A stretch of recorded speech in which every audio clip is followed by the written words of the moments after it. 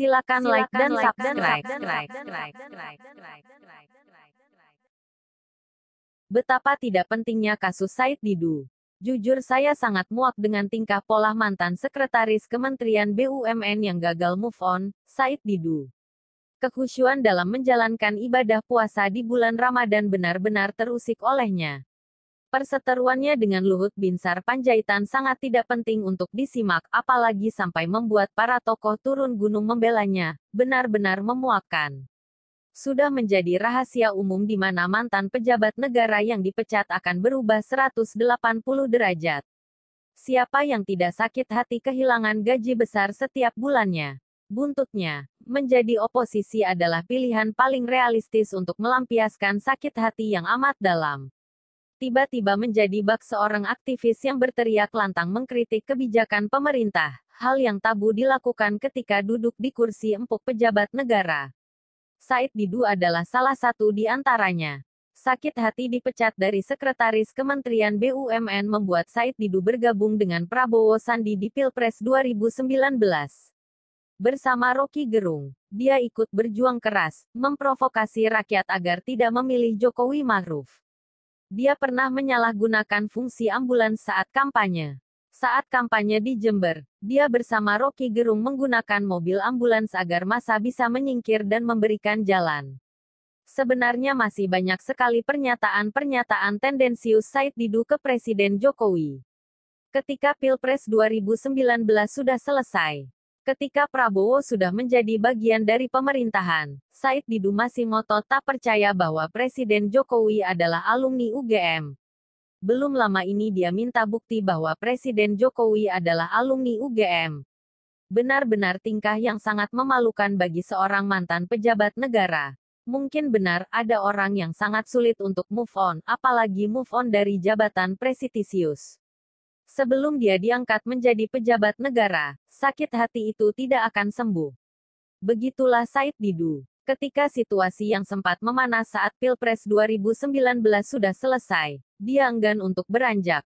Menjadi oposisi dengan terus nyinyir ke Presiden Jokowi adalah cara terbaik untuk melampiaskan sakit hati. Saat ini, Said Didu sedang menjadi terlapor. Dia berseteru dengan Menko Kemaritiman dan Investasi Luhut Binsar. Awalnya, Said Didu menyoroti soal isu persiapan pemindahan ibu kota negara, IKN, baru yang masih terus berjalan di tengah usaha pemerintah dan semua pihak menangani wabah COVID-19. Dia menuding Luhut adalah orang yang paling ngotot dalam proyek pemindahan ibu kota. Dia menuding Luhut hanya mementingkan uang, bukan rakyat, bangsa dan negara. Tudingan Said Didu membuat Luhut geram dan mengancam akan melaporkan ke polisi dengan tuduhan mencemarkan nama baik. Awalnya Luhut meminta Said Didu untuk meminta maaf secara terbuka. Namun hal itu dilakukan sehingga membuat Luhut akhirnya menempuh jalur hukum. Pada Senin, tanggal 4 Mei tahun 2020, Said Didu tidak memenuhi panggilan pemeriksaan Bareskrim Kepolisian Indonesia. Dia hendak diperiksa sebagai saksi terkait laporan dugaan pencemaran nama baik pada Menko Kemaritiman dan Investasi Luhut Binsar. Namun ternyata Said Didu tak datang dengan alasan sedang ada pemberlakuan PSBB. Benar-benar memuakkan. Sebenarnya masalah Said Didu dengan Luhut Binsar adalah urusan pribadi. Luhut tidak terima karena menganggap Said Didu telah mencemarkan nama baiknya. Saya pikir persoalan ini mudah saja.